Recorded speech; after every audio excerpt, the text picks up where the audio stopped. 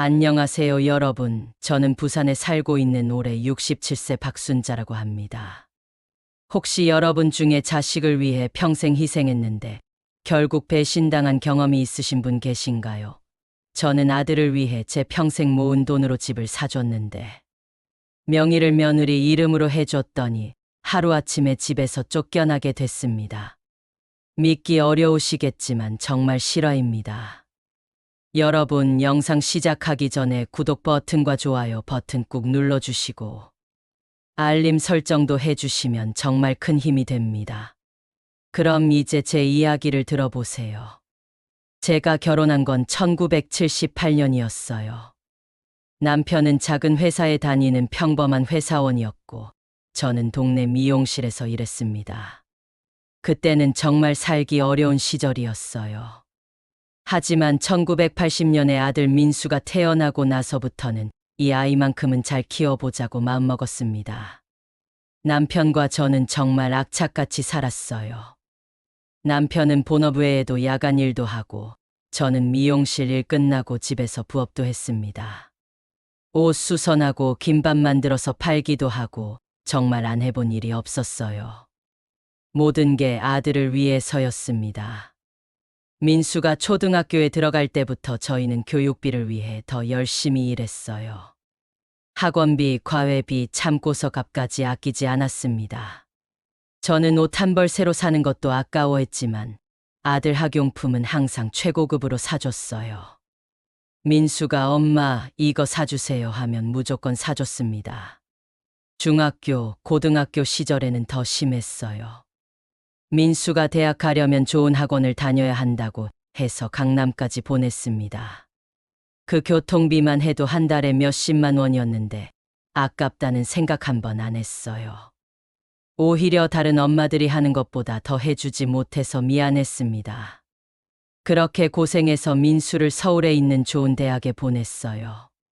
대학 등록금도 만만치 않았지만 아들이 공부에만 집중할 수 있도록 용돈도 넉넉히 줬습니다. 저와 남편은 여전히 허리띠 졸라매고 살면서 말이에요. 민수가 대학교 4학년 때 여자친구를 데려왔어요. 수진이라는 아이였는데 첫인상부터 좀 차갑다는 느낌이 들었습니다. 인사도 대충하고 저한테 관심도 별로 없어 보였어요. 하지만 아들이 좋아하니까 뭐라고 할 수는 없었죠. 민수가 졸업하고 직장을 구할 때도 저희가 뒷바라지했어요. 면접 준비하느라 학원도 보내고 정장도 맞춰주고 자격증 따는 비용도 다 대줬습니다. 다행히 좋은 회사에 들어갔는데 그때부터 수진이와 결혼 이야기가 나오기 시작했어요. 결혼 준비하면서 정말 많은 돈이 들었어요. 예단, 예물, 결혼식 비용까지 거의 다 저희가 부담했습니다. 수진이 부모님은 요즘 시대의 남자 쪽에서 다 하는 거 아니냐면서 별로 도움을 주지 않았어요. 저는 속으로 좀 서운했지만 아들 행복을 위해서 참았습니다. 2010년에 드디어 민수와 수진이가 결혼했어요. 신혼집은 전세로 얻어줬는데 보증금만 해도 1억이 넘었습니다. 저희가 그동안 모은 돈 거의 다 털어서 마련해 준 거예요. 그래도 아들이 행복해하니까 기뻤습니다. 처음에는 수진이도 그럭저럭 잘해줬어요. 명절 때도 오고 제 생일에도 안부 전화 정도는 했습니다. 하지만 시간이 지날수록 점점 달라지기 시작했어요. 만나는 횟수도 줄어들고 전화도 잘 안 받더라고요. 2013년에 손자 지훈이가 태어났을 때는 정말 기뻤습니다. 저희 집안의 대를 이을 손자가 생긴 거니까요. 산후조리원 비용도 제가 다 댔고 육아용품도 비싼 걸로만 골라서 사줬어요. 수진이가 직장을 그만두면서 생활비가 빠듯하다고 하니까 매달 생활비도 보태줬습니다. 그런데 손자를 보러 가면 수진이 표정이 별로 좋지 않았어요. 어머니가 너무 자주 오시는 것 같아요 라고 돌려서 말하기도 했고 지훈이가 낯가림이 심해서요 라면서 안 안기려고 하기도 했습니다. 저는 그저 손자가 보고 싶어서 가는 건데 왜 그렇게 차갑게 대하는지 이해할 수 없었어요. 2015년에 남편이 갑자기 쓰러졌습니다. 뇌졸중이었어요. 다행히 생명에는 지장이 없었지만 반신불수가 됐습니다. 병원비도 많이 들고 간병비도 만만치 않았어요. 그때부터 저희 경제 상황이 정말 어려워졌습니다. 민수에게 도움을 요청했더니 지금 저희도 애 키우느라 힘들어요 라면서 시원하게 도와주지 않았어요. 그래도 아들이니까 이해하려고 했습니다. 대신 제가 파트타임으로 일을 시작했어요. 67살이 다 되어서 말이에요. 2018년에 남편이 세상을 떠났습니다. 그동안 간병하느라 정말 힘들었는데 막상 혼자가 되니까 너무 외로웠어요. 장례식 때 민수와 수진이가 와서 도와주기는 했지만 뭔가 의무적으로 하는 것 같았습니다. 남편이 돌아가시고 나서 더 외로워진 저는 자주 민수네 집에 가려고 했어요. 그런데 수진이가 점점 더 노골적으로 싫어하는 기색을 보였습니다. 어머니, 미리 연락하고 오세요라고 하더니 나중에는 요즘 너무 바빠서 집에 계속 있기 어려워요라고 하기도 했어요. 2020년에 코로나가 터졌을 때는 정말 힘들었어요. 혼자 사는 게 이렇게 무서운 건지 처음 알았습니다. 민수에게 전화해서 가끔 안부라도 물어봐 달라고 했더니 어머니도 이해해 주세요. 수진이가 임신 중이라 예민해요라고 하더라고요. 그해 말에 둘째 손자 시우가 태어났어요. 병원에 가서 축하해 주려고 했는데 수진이가 코로나 때문에 면회 제한이 있어서요 라면서 못 들어가게 했습니다. 나중에 알고 보니 수진이 친정 어머니는 매일 왔다 갔다 했더라고요. 그때부터 정말 서운함이 쌓이기 시작했어요. 명절에 와도 의무적으로 오는 것 같고 손자들도 저보다 외할머니를 더 따르는 게 눈에 보였습니다. 제가 뭔가 잘못했나 싶어서 민수에게 물어봤더니 어머니가 너무 예민하게 생각하시는 것 같아요 라고 하더라고요. 2021년에 민수가 갑자기 집을 사겠다고 했어요. 전세금도 계속 오르고 이제 내 집을 마련해야겠어요 라면서 도움을 요청했습니다. 그런데 집값이 너무 비싸서 제가 가진 돈만으로는 부족했어요. 그때 제가 살고 있던 집을 팔기로 했습니다. 남편과 30년 넘게 살았던 집이었는데 아들을 위해서라면 팔 수 있었어요. 그 집을 팔고 전세로 들어간 작은 집에서 살면서 그 돈으로 민수네 집을 사주기로 했습니다. 그런데 민수가 어머니 요즘은 세금 문제 때문에 부모님 명의로 사면 나중에 상속세가 많이 나온대요. 수진이 명의로 하는 게 좋을 것 같아요 라고 하더라고요. 처음에는 좀 이상하다고 생각했지만 아들이 그렇게 말하니까 그러려니 했습니다. 수진이 명의로 5억 원짜리 아파트를 사줬어요. 제가 평생 모은 돈과 집 판 돈을 다 털어서 말이에요. 그때만 해도 나중에 민수 명의로 바꾸면 되는 줄 알았습니다. 새 집으로 이사하고 나서 처음에는 좋았어요. 손자들도 넓은 집에서 뛰어놀고 민수도 어머니 덕분에 좋은 집에서 살게 됐어요 라면서 고마워했습니다. 저도 뿌듯했어요. 그런데 2022년 초부터 분위기가 이상해지기 시작했어요. 제가 집에 놀러 가면 수진이가 요즘 저희가 좀 바빠서요 라면서 빨리 돌아가라는 식으로 말했습니다. 민수도 예전만큼 반갑게 맞아주지 않았어요.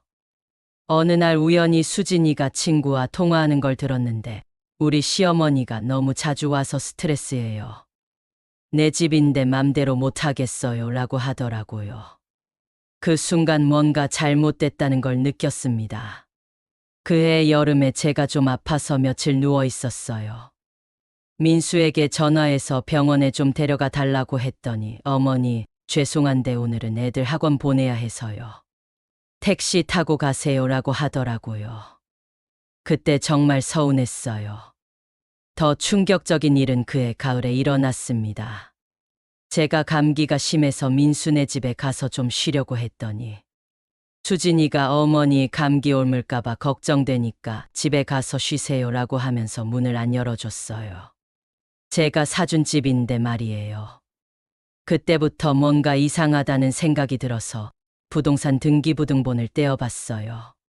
집 명의가 수진이로 되어 있는 건 알고 있었지만 자세히 보니까 저한테 아무 권리도 없더라고요. 완전히 수진이 소유였습니다. 민수에게 이거 왜 이렇게 되어 있냐고 물어봤더니 어머니 세금 문제 때문에 어쩔 수 없었어요. 나중에 바꿔드릴게요 라고 하더라고요. 그래도 아들 말이니까 믿기로 했습니다. 2023년 초에 정말 충격적인 일이 일어났어요. 수진이가 갑자기 어머니 저희 이번에 이사 가기로 했어요 라고 하는 거예요. 어디로 가는데? 라고 물어봤더니 좀 더 좋은 동네로요 라고 하더라고요. 그럼 나는 어떻게 하냐고 물어봤더니 수진이가 어머니는 따로 사시는 게 좋을 것 같아요. 저희도 이제 독립해서 살고 싶거든요 라고 하더라고요. 그 순간 머리가 하얘졌어요. 민수에게 따져 물었더니 어머니 저희도 이제 아이들 키우는 데 집중하고 싶어요. 어머니 모시고 사는 게 쉽지 않아요 라고 하더라고요. 제가 그럼 내가 낸 돈은 어떻게 되는 거냐고 했더니 그건 어머니가 저희한테 주신 거 아니에요 라고 하더라고요.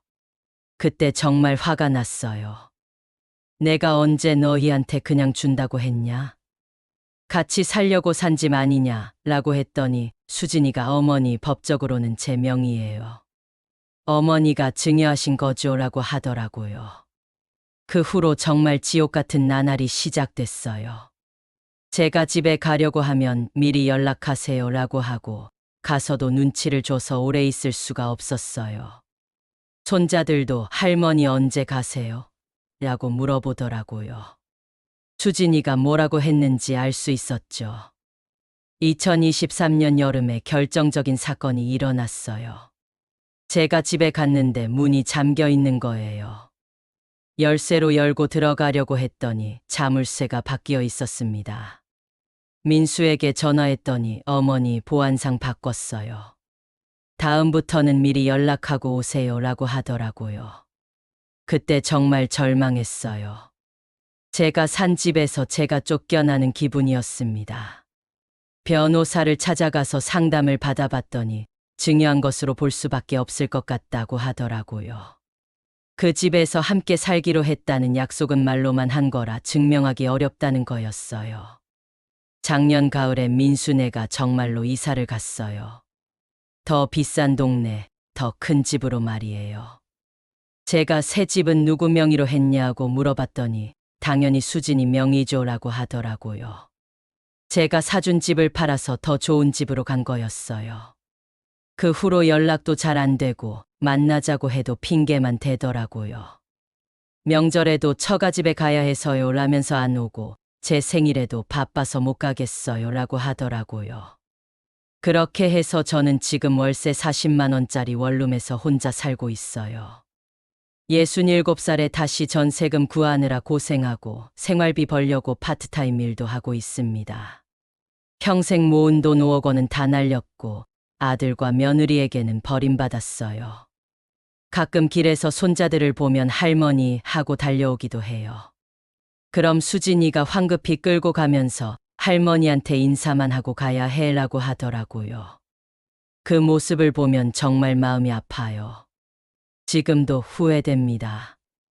왜 그때 집을 수진이 명의로 했을까? 왜 계약서라도 하나 쓰지 않았을까? 아들을 너무 믿었나 싶어요. 하지만 이미 늦었어요. 법적으로는 제가 할 수 있는 게 아무것도 없거든요.